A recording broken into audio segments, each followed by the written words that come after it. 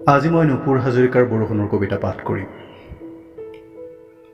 মনত আছে, তুমি কেৱল বৰষুণৰ কথাই কৈছিলা, অনৰ্গল বৰষুণৰ কথা। তোমাৰ কথাৰ পৰা এজাউৰি বৰষুণ মোৰ গাত আহি পৰিছিল। তুমি নিজৰ মাজতে বিভোৰ হৈ গাইছিলা বৰষুণৰ বিষাদ গাথা। মই দৌৰি দূৰলৈ গুচি গৈছিলোঁ বৰষুণৰ ভয়ত। দূৰৰ জলাশয়ত নামি দল ঘাঁহবোৰ চুইছিলোঁ। মোৰ আঙুলিত লাগি আহিছিল বৰষুণৰ সেউজীয়া কণিকা। তাৰ পাছত যে সেই আমাৰ বৰ্ষাৰণ্যৰ শোভাযাত্ৰা।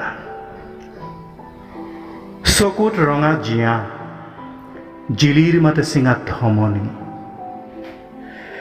তোমাৰ চকুৰে দেখিলোঁ সোণাৰুৰ হালধীয়া, মেটেকাৰ বেঙুনীয়া, উৎফুল্ল এজাৰৰ ৰং।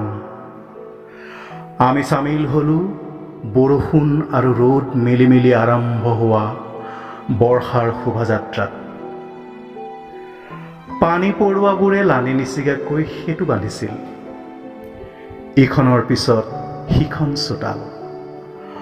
বহল পুখুৰীটোত সৰু মাছৰ ফটনি, ডাঙৰ টোপাল বৰষুণক পায়। কলপাতৰ তলত জুৰুলি জুপুৰি কপৌ এহাল, ডাকোৱাল তিতে ভিজা চিঠিবোৰ বিলাবলৈ খৰখেদা। জানিছিলোঁ আকৌ ভিজা আখৰবোৰ মই পঢ়িম। তুমি ডুবাবা মোক, ভৰ বাৰিষা ডুবি মৰিম। শ্যামবৰণীয়া উদং বুকুত দল ঘাঁহবোৰ সাৱটি। ইমান আক্ষেপ তোমাৰ কিয় নাজানিলোঁ।